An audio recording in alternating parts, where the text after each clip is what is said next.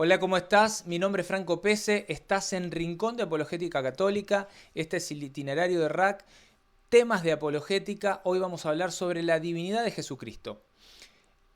A lo largo de estos 2000 años de historias que tiene la Iglesia, se han dado muchísimas herejías. Una fue la del arrianismo, que negaba justamente la divinidad de Jesucristo, herejía combatida por la Iglesia, en un tiempo en el que se pensaba que todo estaba perdido porque más del 50% de los obispos católicos eran arrianos, pero bueno, la Iglesia supo sobreponerse de la mano del Señor y combatir esta herejía.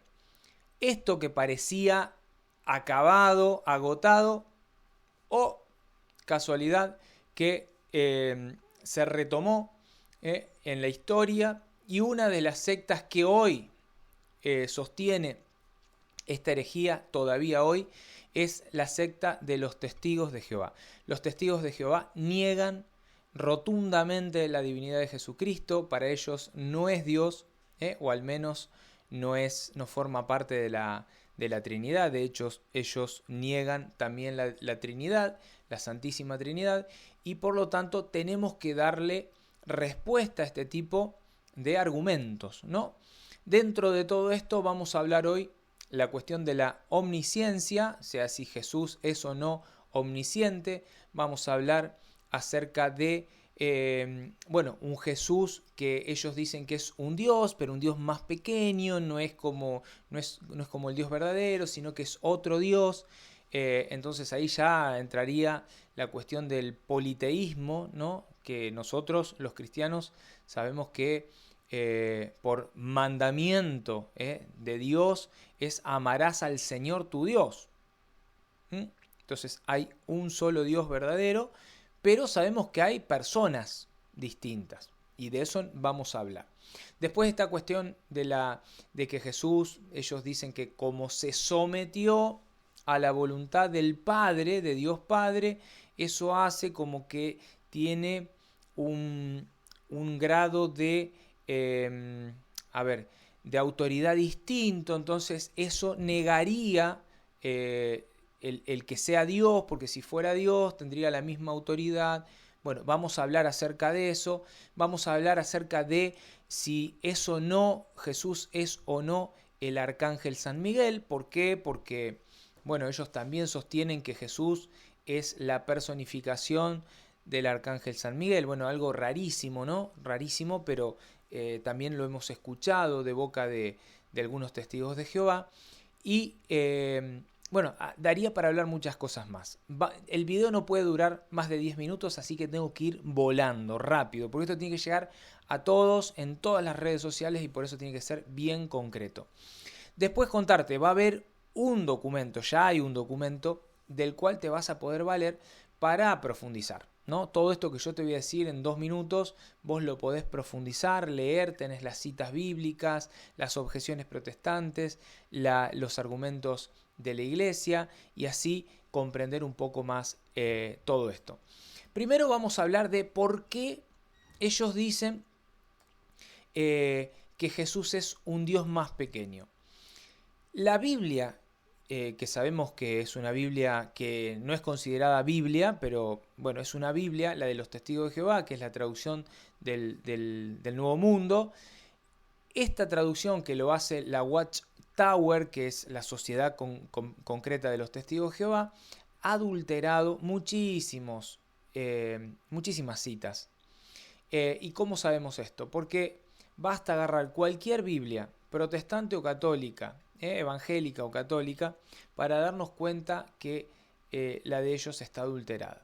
Un caso, yo te voy a traer un solo caso que toca al tema del día. El tema de hoy es la divinidad de Jesucristo, y como ellos la niegan, vamos a ver cómo han adaptado esa negación a favor de ellos. A favor de ellos. El texto original dice: en el principio existía la palabra estaba con Dios, y la palabra era Dios. O sea, el texto original dice eso, que en el principio estaba el verbo, la palabra, el verbo Jesús, el verbo que se hizo carne y habitó entre nosotros, va a decir el mismísimo Juan en este capítulo 1 de San Juan, Evangelio de San Juan. Entonces la palabra la palabra estaba con Dios, o sea, el verbo estaba con Dios, Jesús estaba con Dios, ahí ya vemos dos personas, la palabra y Dios, que después vamos a ver el resto, ¿no? Y en Dios también sabemos que está no solo el Padre, sino que está también el Espíritu Santo. Y la palabra, dice el texto original, es Dios. Era Dios.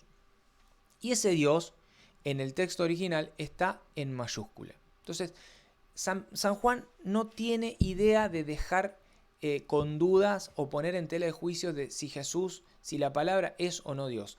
De hecho, lo afirma, lo confirma, la palabra era Dios, un Dios con mayúscula. O sea, y no le pone el un como hacen ellos.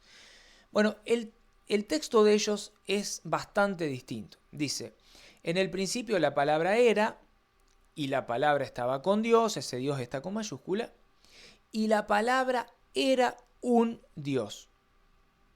Y ese Dios está con minúscula. Como diciendo, hay un Dios con mayúscula y después hay un Dios con minúscula.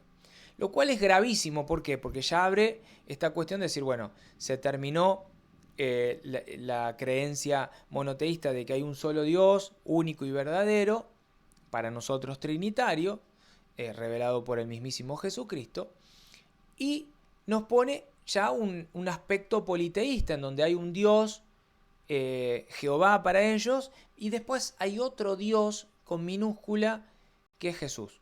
Como que hay dos dioses. Bueno, eso es complejo porque repito, nos abre a un aspecto ya politeísta. Y eso sabemos que no es así. Entonces, el texto original dice, y la palabra era Dios, y está con mayúscula. Esta palabra que estaba con Dios, en el principio era Dios. Punto. Agotado el recurso del argumento con respecto a esta falacia, a esta cuestión de los testigos de Jehová. Después hay otra cuestión. Ellos dicen que Jesús puede ser o es Miguel el arcángel Miguel. Y esta doctrina, primero, decir que no es original de los testigos de Jehová. Los adventistas del séptimo día también sostenían esto, allá en los inicios. Estoy haciendo allá y no hace mucho tiempo, apenas 100 años atrás. Bueno, aunque después, ellos saltaron, adoptaron la doctrina de la Trinidad, pero en un principio ellos sostenían esto. Que Miguel, el arcángel Miguel, es como que se personificó en la figura de Jesús. Bueno, una locura, que es fácil de tumbar esta locura. Podríamos hacer todo un desarrollo que está hecho en el texto, no lo vamos a hacer. Yo te invito a lo siguiente, vas a ir a la carta a los Hebreos, capítulo 1, y vas a leer todo el capítulo 1. Vas a ver cómo el escritor sagrado nos narra de una manera muy hermosa que en el principio Dios nos quiso hablar por medio de los apóstoles, por medio de los profetas, y en ese hablarnos nos envió a su Hijo, su único Hijo, donde nos da toda su palabra, porque Él es la palabra, el verbo, y este Hijo va a dar su vida, de hecho la da, en rescate de todos nosotros, es elevado hasta su trono, el Padre, y habla todo eso. Y después va a hacer toda una explicación sobre los ángeles, hermosa, en donde ahí separa al Hijo, al Dios, que tiene un trono, un cetro, lo separa de los ángeles, los separa. Entonces es imposible con esa cita, con ese capítulo 1 de los Hebreos, es imposible creer que Jesús pueda ser un ángel. Es imposible. Imposible. Pero lo tenés ahí, lo lees, lo discernís y cualquier comentario lo pones acá. De cualquier manera, en el escrito vas a tener toda la fundamentación. Sigo adelante. También niegan que Jesús sea Dios, entre tantas cosas, porque ellos se basan en dos citas, Marcos 13:32, Mateo 24:36, donde dicen que Jesús no era omnisciente. ¿Por qué? Porque ellos dicen que Jesús no tenía la capacidad del conocimiento total de las cosas, que si hubiese sido Dios tendría que haber sido omnisciente, y que como no conocía todo, no lo es. Bueno, ese es un error garrafal. ¿Por qué? Porque nosotros tenemos que distinguir que Jesús tiene dos naturalezas, la humana y la divina. O sea, en la persona de Jesús hay dos naturalezas, la humana y la divina. Entonces, es lógico que Jesús como persona humana, naturaleza humana, va a experimentar cuestiones igual que nosotros, como el cansancio, el dolor, la sed, qué sé yo, limitaciones físicas, emocionales. Pero también es verdad que como Dios encarnado, o sea, su segunda naturaleza, la naturaleza divina, también poseía omnisciencia. Y esto, hay citas que avalan esto. Yo te doy tres, después hay más, pero tres. Juan 16:30. Ahí se reconoce que Jesús sabe todas las cosas y no necesita ser interrogado. Juan 21:17, también anotala. Ahí se le llama Señor. Y si a alguien se le llama Señor, hoy a cualquier persona le podemos llamar Señor, pero en ese momento histórico, en ese contexto histórico, solo se le llama Señor a Dios. Entonces, si Él es el Señor, eso ya es suficiente para afirmar que sabe todas las cosas. Y después, 60 años después de muerte, resurrección de Jesús, ponele unos 30 años después, década del 60, después de Cristo, San Pablo le va a escribir a los colosenses que, ejemplo, capítulo 2, verso 3, dice lo siguiente: declara que en Cristo están ocultos todos los tesoros de la sabiduría y el conocimiento. O sea, hay duda que Jesús es omnisciente. Bueno, para los testigos de Jehová esto no es suficiente y lógicamente que tienen duda, ¿no? Pero bueno, lo podemos ver en distintas citas. Te dejé tres: Juan 16:30, Juan 21:17, Colosenses 2:3. Lo anotás y si no, después lo ves en el apartado que te dejo. Después hay otra cuestión. Esta cuestión de que como Jesús está siempre diciendo yo no vine a hacer mi voluntad, sino la voluntad del Padre, y esta cuestión siempre de someterse a la voluntad del Padre, ellos dicen, bueno, no, si fuera Dios, Él hubiese venido trayendo sus ideas y sometiéndose a su propia voluntad y se terminó.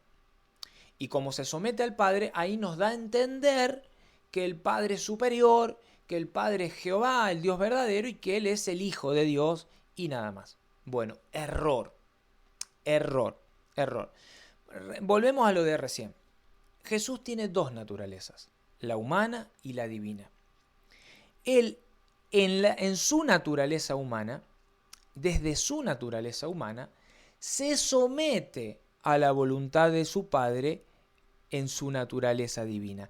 No sé si pueden caer en la cuenta de lo que estoy tratando de decir. O sea, Jesús como hombre se sometió voluntariamente al Padre y reconoció su autoridad. Como hombre Jesús en su naturaleza humana, como hombre, se somete voluntariamente al Padre, a la voluntad del Padre, y lo reconoce como autoridad, como su autoridad. Entonces, para que se entienda que lo que nos están queriendo vender es... No tiene ni pies ni cabeza. Pero bueno, para que el problema de ellos es que no pueden considerar estas dos naturalezas, la humana y la divina. O sea, están parados en la postura arriana que niegan la divinidad de Jesús y por eso no van a ver estas dos naturalezas y no lo van a poder comprender. Después, entre tantísimas cosas que usan para negar la divinidad de Jesús, voy a usar una más y cierro, porque el video tiene que ser muy concreto y cortito, y es esta cuestión de la primogenitura. Ustedes vieron que en el Evangelio se habla de que Jesucristo es el unigénito y a la vez el primogénito de toda creación. Y ellos toman esta cuestión de la primogenitura diciendo, ¿ves? Si es primogénito quiere decir que fue creado. O sea, hay una primera creación, o sea, no es ni Adán ni Eva, es Jesús. Dios lo creó y por lo tanto, si es primogénito, lo creó y al ser creado ya está, no puede ser Dios, porque si fue creado, no es Dios. Porque Dios, el yo soy, es el que es desde siempre y por lo tanto no puede haber sido creado. Bueno, esto es una falacia. Iba a decir una pavada, pero no quiero que suene mal. A ver, ¿por qué digo que es una falacia?